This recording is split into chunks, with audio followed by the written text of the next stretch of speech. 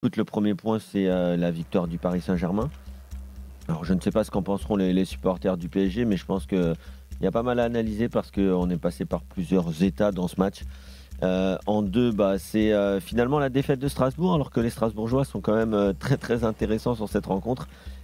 Et puis en troisième point, ce sera quand même leur gardien Bellarouche, parce qu'il a été le héros heureux puis malheureux dans ce match. Il a un peu tout connu et il se rappellera de sa première comme titulaire avec le Racing Club de Strasbourg. Il a arrêté un penalty de Mbappé avant de se trouver totalement et d'offrir le premier but justement au capitaine parisien. Lionel, au Parisien, c'était marqué le capitaine. Écoute, je suis pas loin de Kevin avec mes 3 points. Moi, mon premier point, ça sera cette victoire du PSG qui devait réagir face à son nul contre Brest.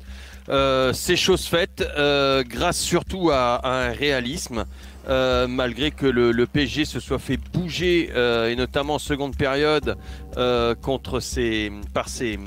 par ces Strasbourgeois. Mon deuxième point, ce que prône Enrique, avec un jeu de maîtrise, de possession, il disait que ça allait progresser, qu'on allait voir ce qu'on allait voir au mois de février. On y est à 15 jours à peine de ce match de Champions League. Et pour moi, ça n'a pas progressé. Donc la promesse n'est pas tenue. À voir dans 10 jours. Peut-être que le PSG va se transformer. Et puis mon troisième point sur les 2 gardiens, je parlerai moi.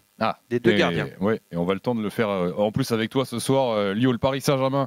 47 points ce soir, c'est 9 de plus que Nice qui jouera ce week-end. Juste avant de prendre du 32-16, je voudrais qu'on réagisse sur le deuxième point de Lionel et Kevin là-dessus. Effectivement, Luis Enrique nous avait dit en décembre, Paris va progresser, on sera meilleur en février. Ça y est, on est le 2 février. On est à 12 jours du 8e de finale aller contre la Real Sociedad. Est-ce que tu trouves que le PSG progresse ? C'est difficile, hein. C'est difficile parce qu'il y a des bonnes phases quand même dans le match, notamment le deuxième but qui est une magnifique transition. J'ai envie de dire, tu l'as dit, Kevin, transition. Oui, lui, il prône un jeu de possession. Il a dit, vous verrez ce que ça sera la possession. C'est-à-dire qu'on est toujours dans un jeu, on est toujours dans un PSG performant dans les transitions. C'est un jeu de contre-attaque. Il a une équipe de contre-attaque. Malgré tout, il avait... Ça tout fait le monde quelques lui années dit que le PSG a finalement une équipe de contre-attaque. Lui aussi, oui, mais lui, il prône, il dit, vous allez voir, ça va progresser, notre jeu de possession va progresser. Alors oui, il garde la balle, mais pour ronronner. En fin de compte, il y a eu, je crois, 63% de possession, 9 tirs du PSG. De l'autre côté, c'est 37, mais 20 tirs strasbourgeois. Donc, ça ne sert à rien la possession. Et d'ailleurs, même sur les expected goals, 2,24 côté strasbourgeois, 1,96 pour le Paris Saint-Germain. Kevin. Non mais de toute façon, c'est vrai que Lionel, tu as raison de rappeler que normalement, c'est un entraîneur de possession. Après, moi, je ne sais pas exactement ce qu'il voulait dire par on sera meilleur en février. Est-ce qu'on se connaîtra mieux? Est-ce qu'on aura plus d'automatisme? Est-ce que j'aurai enfin trouvé le 11 type? Mais il y a quand même un souci, c'est qu'aujourd'hui, le Paris Saint-Germain, individuellement, pour la Ligue 1, c'est largement au-dessus.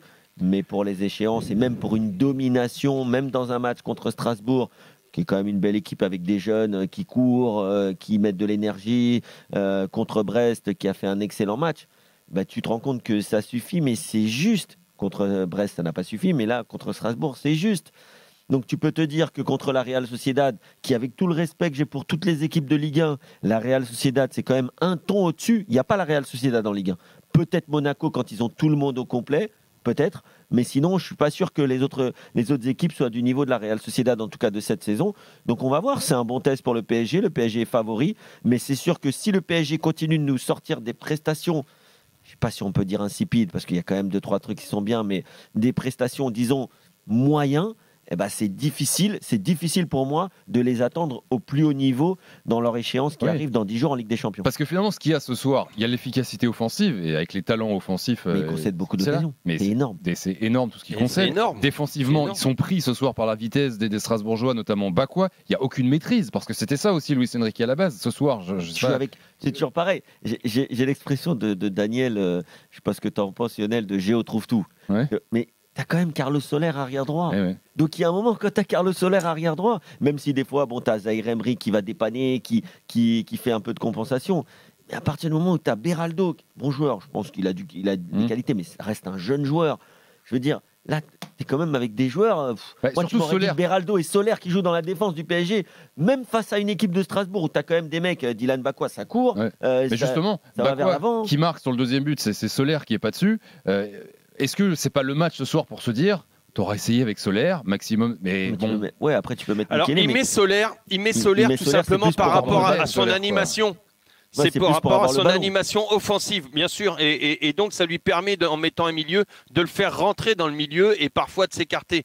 Mais c'est juste pour ça qu'il le met à cet endroit-là. Après, il se dit, oh, défensivement, ça va le faire, ça fera la maille et tout. Mais non, ça le fait pas parce que, tu l'as dit, Thibaut, il était pas là au deuxième poteau.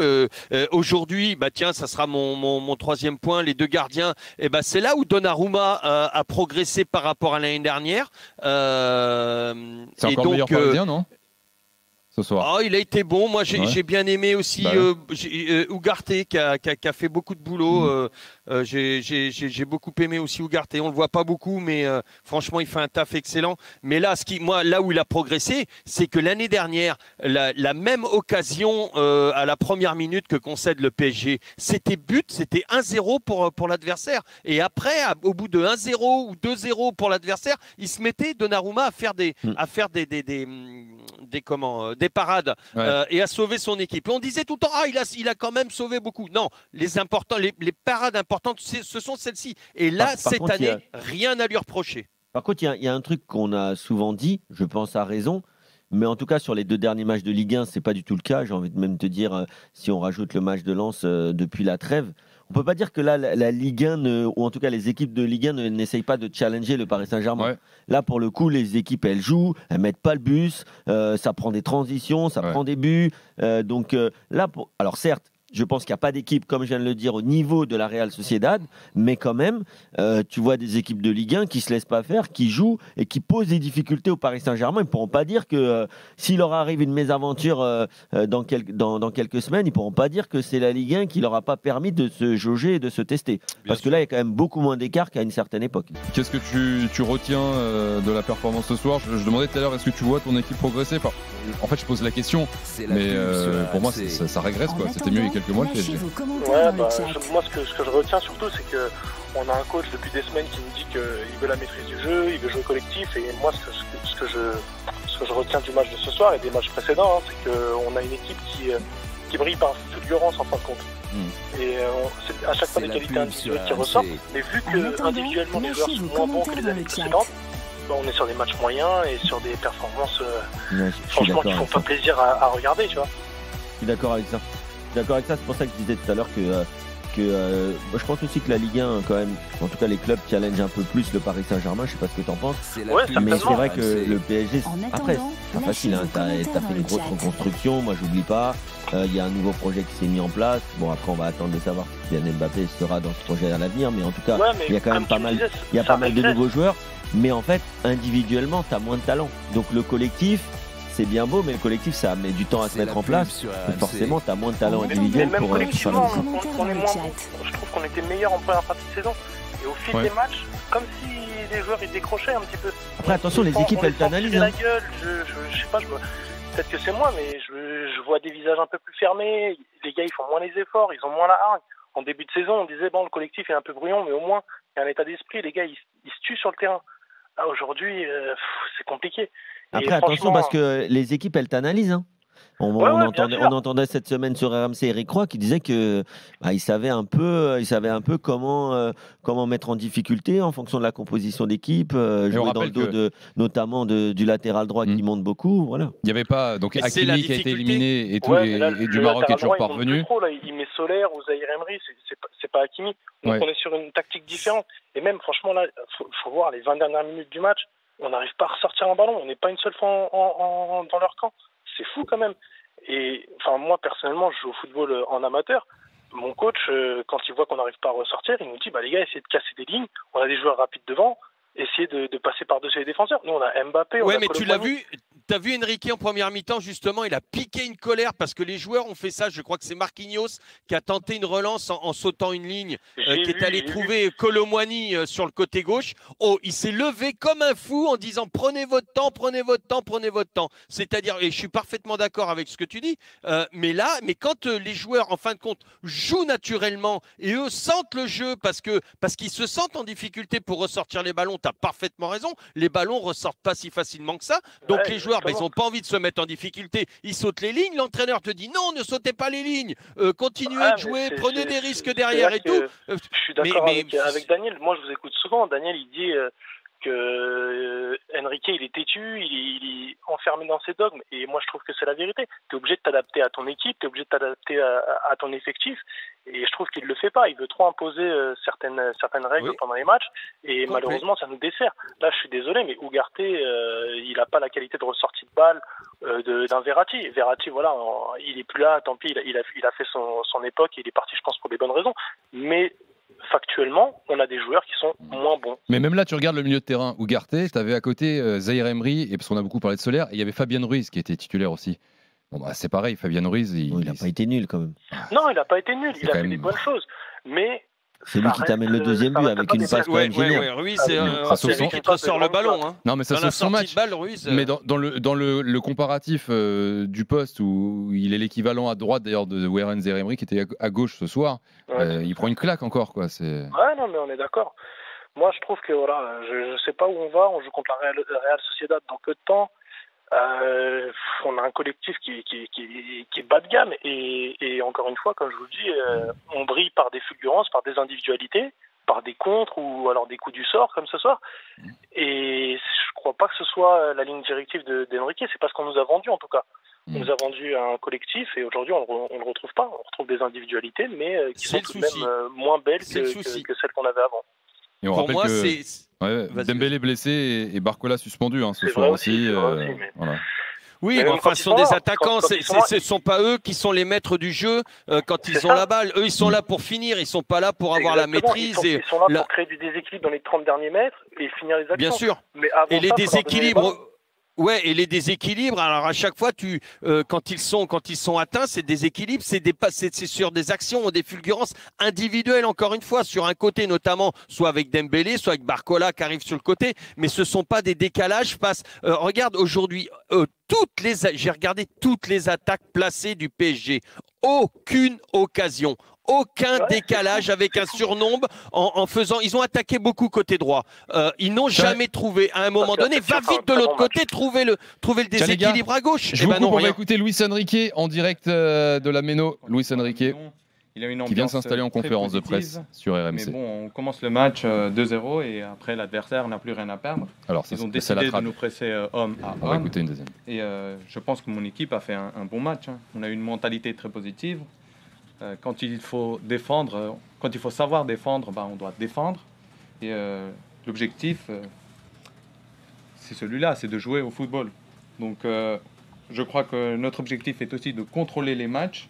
Et je crois qu'on a su défendre. Il dit plus rien en fait, Luis Enrique. On va écouter une deuxième question. Vous parlez beaucoup de contrôle du ballon, c'est quelque chose que vous appréciez, mais on a aussi l'impression que votre équipe est très à l'aise en transition.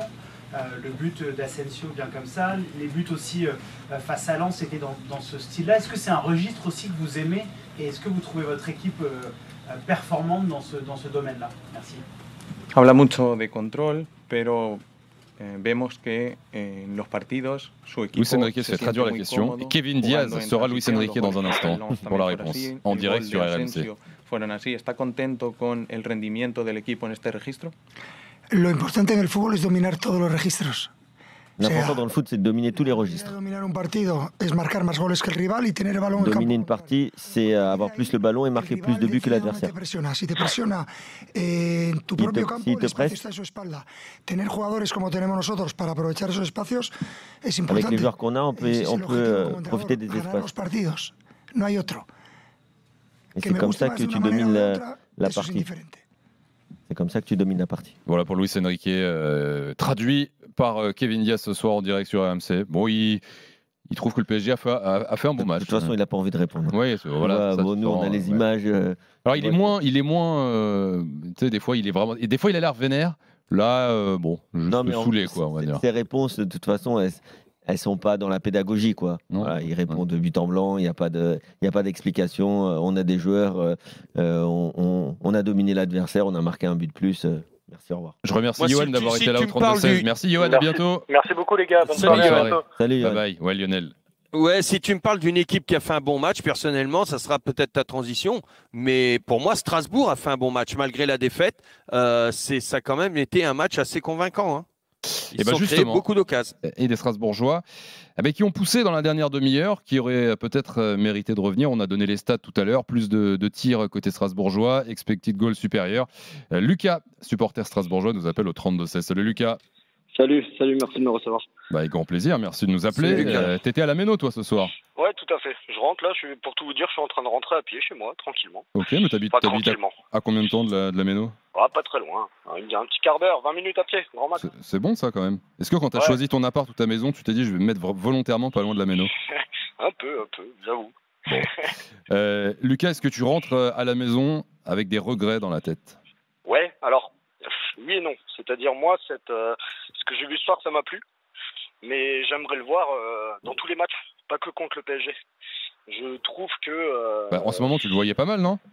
Ouais, mais là, j'ai l'impression que c'était encore plus dévergondé. J'ai l'impression d'avoir vu des jeunes qui étaient fous à l'idée de recevoir Paris. Et qui plus relâchés. Plus relâchés, exactement. Et ils n'avaient rien à perdre. La Méno était sympa. C'était très bien. Par contre, pour moi, c'est encore une fois la définition d'un manque d'expérience. C'est-à-dire, cette fougue t'amène à un match comme ça. Par contre, le manque d'expérience, c'est que tu tues pas le match. Tu n'arrives pas à marquer. Il te manque un Diallo. Clairement. Voilà, pour moi, ce match, c'était ça. La fougue de la jeunesse, donc le match très plaisant, mais derrière, t'arrives pas à tuer le match. T'as pas un tueur devant qui a l'habitude de finir, quoi. Un Gamero?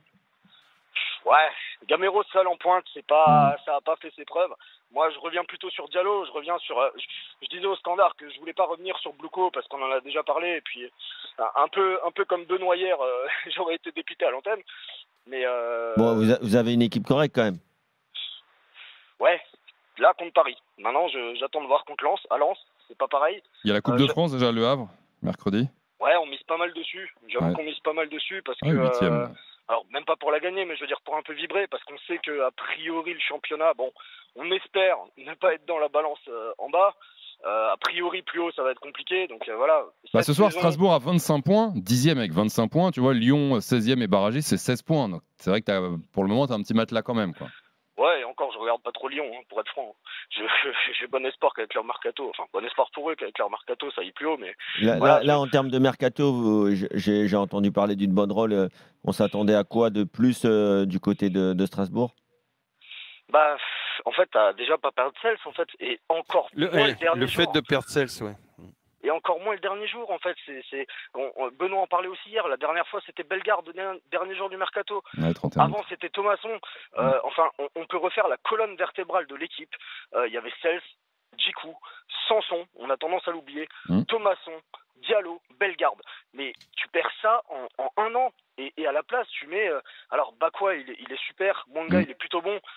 Mais voilà, ça suffit pas. S'il a 22 millions d'euros, d'ailleurs, c'est aberrant. Lucas, sur le départ de Matt Cels, Marc Keller s'est expliqué ce soir là, au micro du diffuseur. Donc, il dit que c'est Cels qu'il y a eu une offre, il a fait part de sa volonté de partir. Ça faisait 5 ans et demi qu'il était au club et du coup, pour service rendu, Strasbourg a accepté et ils ont réfléchi et ils ont décidé de faire confiance au numéro 2, Bellarouche. Et d'ailleurs on peut en parler et je voudrais commencer par toi, Lionel.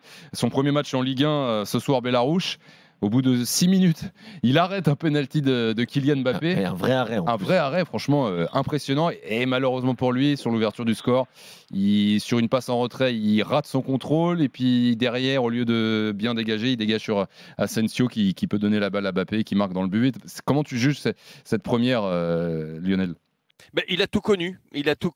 Maintenant, voilà, ce qu'il connaît pas, c'est la Ligue 1 avec c'est un gardien qui a l'habitude d'avoir un rythme en face quand il joue avec la réserve où tu peux un rythme et des distances qui vont être complètement réduites. Il va falloir qu'il aille très vite. Moi, je pense honnêtement que lorsque je le vois évoluer, ça fait 2 fois que je le vois évoluer, et je vois un très bon gardien.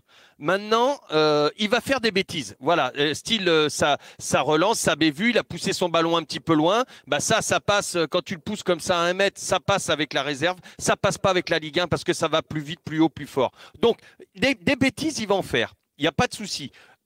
Maintenant, ce qu'il faut qu'il arrête et ce qu'il faut surtout, c'est qu'il fasse jamais 2 fois la même et qu'il ait, et là je ne le sais pas, le mental de pouvoir assumer ces petites bêtises tout en espérant que ça ne coûte pas des points à son équipe. Parce que là, ça sera encore plus compliqué. Mais je pense que s'il a le mental, s'il est bien encadré, honnêtement, je pense que c'est un bon gardien en devenir pour la Ligue 1. Ouais, Lucas, vu du stade? Bah, nous, l'histoire, elle était si belle, franchement. On a commencé le match, vous l'avez peut-être pas vu, mais en pré-match, on a crié Bellarouche, on lui a donné tout le soutien. Au bout de 3 minutes, je crois, il arrête un penalty de Mbappé, c'est pas n'importe qui, c'était vraiment beau. Ouais. Derrière, on lui en veut vraiment pas et on va le soutenir à fond. Il faut, ouais. Il n'y a aucun problème, on va le soutenir à fond. Surtout, ouais, dis-moi. Surtout que c'est difficile de passer derrière. C'est très très compliqué de passer derrière un maître comme ça parce que franchement, Sels c'est un très très grand gardien de but.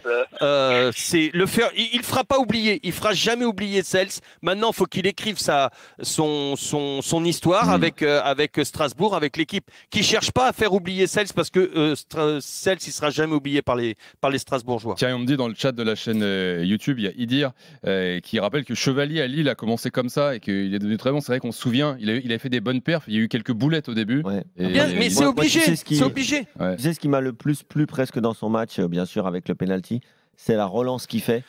En deuxième mi-temps, sur le côté gauche là-bas. Il récupère le ballon volé comme ça pour envoyer son attaquant vraiment dans une très bonne position de contre-attaque et de transition rapide. Moi j'adore. Il y a un autre truc, c'est aussi la frappe en première mi-temps. La frappe qu'il capte. Combien de gardiens de L1 auraient dégagé, auraient fait un truc, il y aurait eu un corner ou une touche. Donnarumma en première mi-temps, il doit capter un ballon, il le dégage des points alors qu'il est tout seul. Ouais. Et lui, il l'a capté, mais franchement, aisément. Il y a pas. Moi, je trouve qu'il a vraiment les qualités. Est-ce qu'il a les qualités mentales pour accepter toutes ces petites bévues, comme Chevalier l'a fait? S'il les a, honnêtement, ça va être un très bon gardien de L1. Qu'est-ce que notre auditeur a pensé de l'attitude de Kylian Mbappé qui semblait un peu agacé du côté de Strasbourg? Ouais, alors franchement, juste je reviens très rapidement sur Bellarouche. Ce qui est intéressant, c'est que justement Vieira voulait mettre en place une relance courte.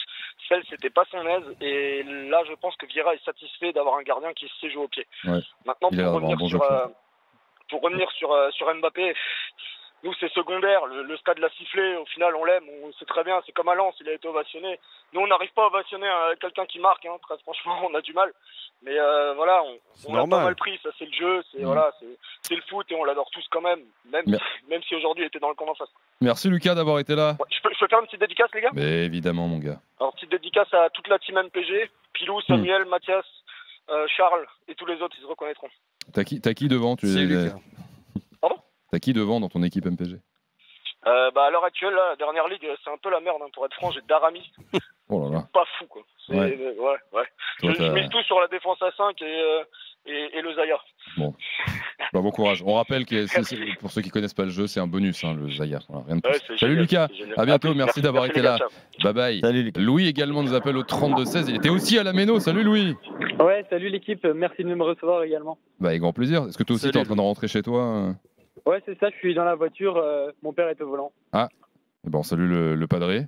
Est-ce que vous avez passé une bonne soirée à la Méno? Est-ce que tu as cru que tu allais revenir à la fin? Et est-ce que tu as encore en travers de la gorge cette fin de mercato, toi aussi? Déjà, j'ai passé une très bonne soirée à la Méno. Je suis content du spectacle que les joueurs ont proposé. Et puis même, je trouve qu'on a été assez solide au milieu de terrain. Voilà, des jeunes joueurs qui ont réussi à prouver. Et puis forcément, cette fin de mercato est assez agitée avec le départ de Sels, mais aussi Niamsi. même si Niamsi, on va dire qu'on l'a remplacé numériquement avec Silla, mais ouais, Cels, on perd le capitaine sur la dernière journée, comme ça, c'est jamais facile de digérer ça, un tel départ. Il y en a un qui est en train de s'imposer quand même, c'est Bakwa là. Ça commence à devenir très, très sérieux. D'ailleurs, je ne sais pas ce que vous en pensez les gars, mais Strasbourg, tu vois, on était les premiers à critiquer Vieira.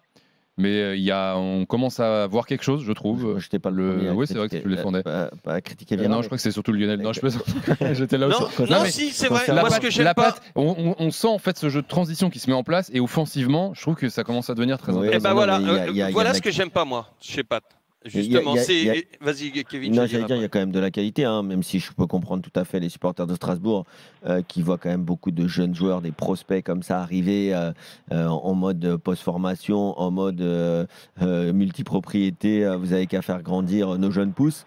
Mais en tout cas, concernant Dylan Bakwa, je le connais assez bien puisqu'il est passé par un très grand club amateur qui est les Lusitanos de Saint-Maur en jeune et je l'ai même entraîné sur quelques séances. Donc j'ai suivi après sa carrière dans le centre de formation des Girondins de Bordeaux. C'est un joueur qui a beaucoup de qualité vraiment, qui a débuté assez jeune puis ensuite...